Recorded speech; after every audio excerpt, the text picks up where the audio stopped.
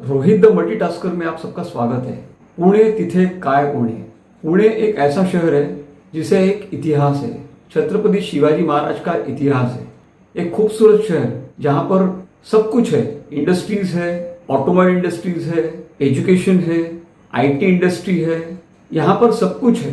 पर इंफ्रास्ट्रक्चर, शहर तो बढ़ता गया परंतु उसके साथ में उसके बराबर शहर का इंफ्रास्ट्रक्चर नहीं बढ़ पाया।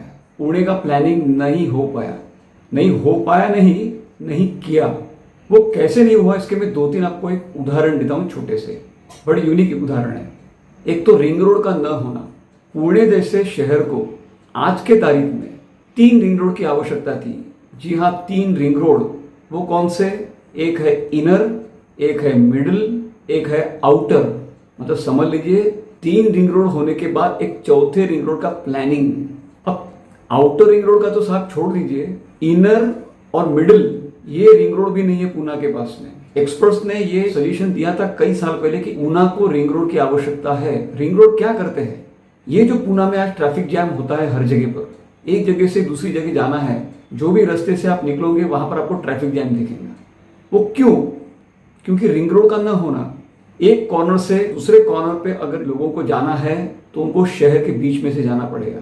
हर बार सोलापुर रोड, हर बार सीमागढ़ रोड, हर बार नगर रोड, हर बार सातारा रोड, हर बार मुंबई हाईवे। पुणे के लोगों को यही हाईवे से जाना पड़ता है जब किसी और दिशा में जाना हो तो। क्यों? क्योंकि रिंग रोड का न होना। और आश्चर्य की बात है, इतने साल हो गए पुणे में एक रिंग रोड नहीं बना। अब कहां बनने जा रहा है, लेकिन वो आउटर रिंग रोड कहेंगे अपन उसे। और बनाने वाला है बंदा नागपुर का, देवेंद्र फडणवीस। और देवेंद्र फडणवीस के शहर में, नागपुर में 2 रिंग रोड ऑलरेडी बन चुके हैं। एक 40 किलोमीटर का, एक 119 किलोमीटर का। अब 148 किलोमीटर के तीसरे रिंग रोड का प्लानिंग चालू हो गया है गडकरी फडणवीस का। ये लोग कर सकते हैं यहाँ पर नागपुर में, पर पूना जैसे शहर में जहां पे इतना इंडस्ट्रीज, इतना डेवलपमेंट हुआ, लेकिन वहां रिंग रोड नहीं। ये पहली गलती, रिंग रोड का न होना। मेरे पॉइंट्स आप नोट करके रखिए, क्या क्या गलतियां स्पष्ट से हुई है पूना में। दूसरी गलती, मेट्रो का लेट आना। इतने साल हो गए पूना में, मेट्रो ऊपर से जाएंगे कि मेट्रो नीचे से जाएंगे, इसके ऊपर बहस होती रही। कई साल पूना के लोगों ने निकाल दिए, ऑब्जेक्शंस पे ऑब्जेक्शंस। जब ये लोग डिस्कशन कर रहे थे तब नागपुर की मेट्रो पूरी होकर तैयार भी हो गई 3 साल में। तो इंफ्रास्ट्रक्चर कितना जरूरी है ये पूना के लोगों को समझना जरूरी है। और ये क्यों नहीं हो पाया? क्योंकि वहां के जो पॉलिटिशियंस है वो विजनरी पॉलिटिशियंस नहीं निकले। उन पॉलिटिशियंस को पूना ने बहुत कुछ दिया, पैसा दिया, शोहरत दी, लेकिन उस शहर के लिए आपने क्या किया? प्लानिंग किया नहीं आपने शहर का। तीसरी गलती, डेवलपमेंट प्लान। डेवलपमेंट प्लान तो बन के तैयार था इन लोगों का, अच्छा खासा डेवलपमेंट प्लान है पूना का, कई साल पहले बन चुका है, 30-40 साल पहले। लेकिन इन लोगों ने क्या किया?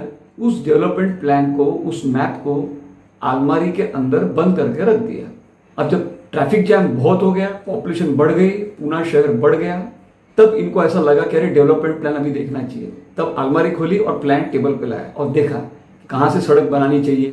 हाँ, डेवलपमेंट प्लान के बारे में थोड़ा बता देता हूँ। डेवलपमेंट प्लान वो होता है, एक शहर की रूपरेखा रहती है कि शहर जब बढ़ेगा, एक्सपेंशन होगा, तब सड़क कहाँ जाएंगी, सड़क की चौड़ाई कितनी रहेगी, विड्थ कितनी रहेगी, गली कैसी रहेंगी, चौक कहाँ बनेंगे, कहाँ प्लेग्राउंड्स रहेंगे, कहाँ पार्क्स रहेंगे, स्कूल्स कहाँ रहेंगे। ये एक रूपरेखा रहती है, एक प्लान रहता है, उसे डीपी प्लान कहते हैं। ये डीपी प्लान का सतत पूना के अथॉरिटीज ने, पूना के पॉलिटिशियंस ने अनादर किया, उसे डब्बे में डाल के रख दिया। अब उन्होंने प्लान खोला और उन्हें क्या दिखा? जब सड़क बनाने का समय आ गया तो वहां दिखा उनको घर, वहां दिखा उनको बिल्डिंग। अब सड़क कैसी बनाएंगे? सामने दिखी बिल्डिंग, क्योंकि वो बिल्डिंग को प्लान सैंक्शन करने का काम इन्होंने ही किया था। इलेक्ट्रिसिटी दे दी, सब कुछ, property tax, everything is perfect. सड़क कहां बनाओगे?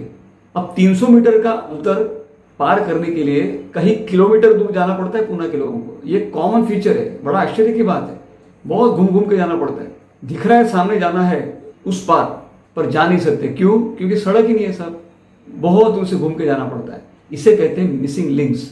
और पूना में इतनी सारी मिसिंग लिंक्स है कि क्या बताऊं आपको मैं। इतना मिस प्लानिंग वहां के कॉर्पोरेशन ने, वहां के अथॉरिटीज ने, टाउन प्लानर्स ने, और सबसे मेन बड़े बड़े जो पॉलिटिशियंस रहे आज तक जिन्होंने पूना पे रूल किया है, उन्होंने।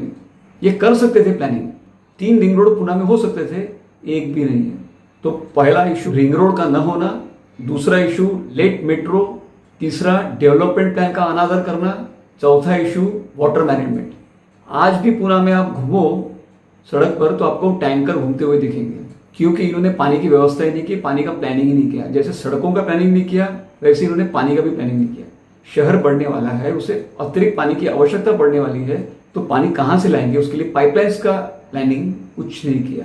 शहर बढ़ते गया, अब पानी कौन सा जा रहा है पुणे को? टैंकर का। पूरे शहर में आपको टैंकर घूमते हुए दिखेंगे हर जगह पर। ये टैंकर क्या प्रॉब्लम्स क्रिएट करते हैं पुणे में आपको पता है? ट्रैफिक जैम क्रिएट करते हैं।